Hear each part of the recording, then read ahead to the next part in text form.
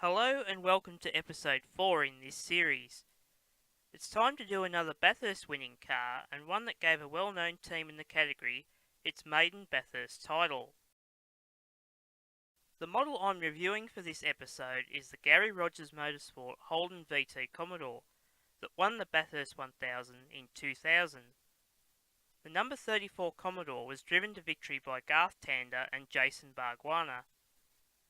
While it would be the only Bathurst win for Bargs, Tander went on to pick up 2 more victories with the Holden Racing team in 2009 and 2011. In a twist of fate, Tander has returned to GRM in 2017, after leaving the Walkinshaw-run Holden Racing team in 2016, who themselves lost the HRT name rights to Triple Eight at the same time, and are running as the Mobile One HSV team in 2017. Tander almost ended up in a Volvo for the season, but due to varying issues with the parent Volvo company overseas, the team has returned to running Holdens for the first time since 2013. Now for a short history on the car. It was built in 1999 and given the chassis number GRM VT02. As far as I know, this was Tander's regular car for the 1999 and 2000 seasons. As the number suggests, it was the second VT model Commodore Supercar built by GRM. The weekend at Bathurst would be a tough one due to the rain. The car qualified fast enough to get into the top 10 shootout. Unfortunately, the car slipped off the track while braking for the chase and ended up finishing 10th with a time of 2 minutes 55.72. The stars aligned for the big race on the Sunday, however, and GRM picked up its only Bathurst crown to date.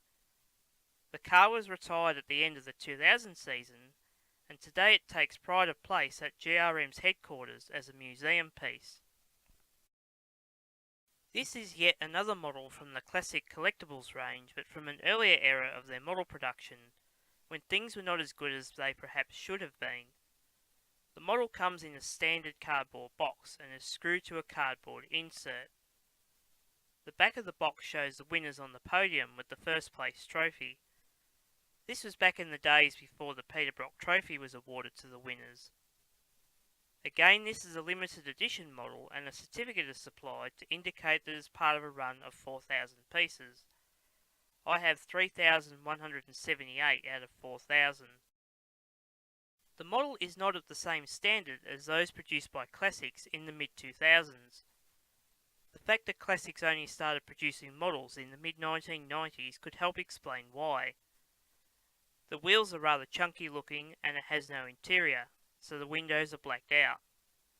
Despite this, the model more or less looks like a Holden VT V8 supercar. The standard practice of the driver's surnames and Australian flags on the rear passenger windows is not badly done. All signage on the car body is also nicely done, including the event logos for the 1000 event, which at the time was known as the FAI Bathurst 1000, as well as the championship logos, as the V8 supercars were still running under the banner of the Shell Australian Touring Car Championship. Time to break down the faults. The wheels are a bit of a sore point. They are essentially two-piece plastic mouldings with the tyres moulded in black, with the wheel hubs and spokes moulded in white and glued into the recesses on the outside of the tyre moulding. It would be possible to replace them with more suitable wheels with rubber tyres if any are available. The front air intake is a flat piece of metal with no radiator detail. It is also painted plain white, which doesn't help things, but it could be improved with some black paint and perhaps a bit of very fine mesh cut to size, glued in the recess and painted. The final fault is a rather big one, and it is not the lack of an opening bonnet. Rather, it is the blacked out windows. The standard of the model could have been lifted somewhat if Classics had fitted clear windows and interior detail, but this didn't happen till a few years later on their products. Now for the rating out of 10. I would give the model a 6 out of 10, which is just above average. Keeping in mind the standards the model produced at the time, and the likelihood for a much lower cost model, it isn't too bad, but still has room for improvement. I'd also like to point out that this particular model was a birthday present from a mate, not long after I started collecting these models, so I cannot pass judgment on price. Given I am trying to build up a collection of Bathurst winners, it has certainly helped fill a gap. I can also show people how much the Classics products have changed in 15 odd years. Anyway, that concludes the 4th episode in this review series. Let me know what you thought of it. Episode 5 will see this series take a break from Bathurst cars and review a car that helped a well-known driver in the category break a record. See you next time.